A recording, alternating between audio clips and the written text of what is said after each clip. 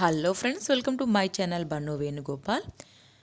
ఇవైతే చూడ్డానికి మోతీచూర్ లడ్డూలాగా ఉన్నాయి కదండి, కానీ కాదు. గోధుమ రవ్వతో చేసిన లడ్డూలు సింపుల్గా ఎలా తయారు చేయాలో చూద్దామా.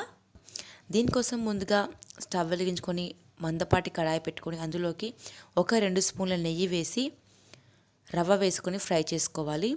ఇక్కడ నేను 2 గ్లాసుల రవ్వ తీసుకున్నాను. ఇలా తీసుకొని ఎర్రగా అయ్యేదాకా ఫ్రై చేసుకోవాలి. ఇలా ఫ్రై చేసుకున్న తర్వాత ఇందులోకి తగినన్ని నీళ్లు వేసుకోవాలి. ఇక్కడ నేను 1-2 గ్లాసుల రవ్వ తీసుకున్నాను కాబట్టి 4 గ్లాసుల నీళ్లు వేస్తున్నాను. ఇలా వేసుకొని అంతా కలిసేలా కలుపుకొని రవ్వ అనేది మెత్తగా ఉడికించుకోవాలి. ఇలా ఉడికిన తర్వాత ఇందులోకి తగినంత చక్కెర వేసుకోవాలి. ఇక్కడ నేను 1 గ్లాసున్నర తీసుకున్నాను తీపిని బట్టి.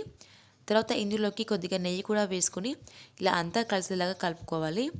ఇప్పుడే యాలకుల పొడి కూడా వేసుకోవాలండి. నేను వేసాను కానీ ఆ క్లిప్పింగ్ మిస్ అయిపోయింది. ఇప్పుడు ఇందులో ఫుడ్ కలర్ వేసుకోవాలి. మీకు నచ్చిన కలర్ వేసుకోండి.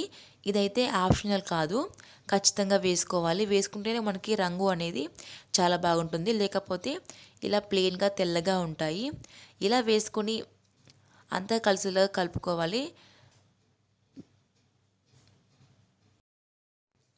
ఇలా తక్కువ మంట మీద ఒక 15 నిమిషాల పాటు ఇలా ఉడికించుకున్న తర్వాత చివరిలో కొద్దిగా నెయ్యి వేసుకొని ఇలా గట్టిగా అయ్యేదాకా కలుపుకోవాలి.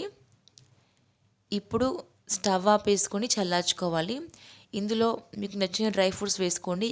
ఇక్కడ నేను బాదం పప్పు వేస్తున్నాను. ఇలా వేసుకొని చల్లగా అయిన తర్వాత ఇలా లడ్డూలాగా చేసుకోవడమే, అంతేనండి. చాలా బాగుంటాయి.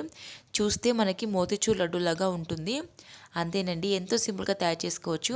ఐ హోప్ ఈ సింపుల్ రెసిపీ నచ్చితే లైక్ చేయండి, షేర్ చేయండి, సబ్స్క్రైబ్ చేయడం మాత్రం మర్చిపోకండి.